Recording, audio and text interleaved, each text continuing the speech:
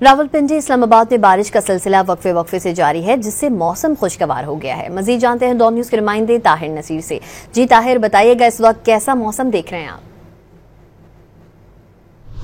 जी बिल्कुल, देखिए रावलपिंडी और इस्लामाबाद में सुबह सवेरे से बारिश का सिलसिला जारी है। रावलपिंडी के इलाकों में भी कई मकामात के ऊपर हल्की हल्की बारिश हो रही है और किसी मकाम के ऊपर मूसलाधार बारिश का सिलसिला जारी है। इस तरह यही सूरत इस्लामाबाद में है।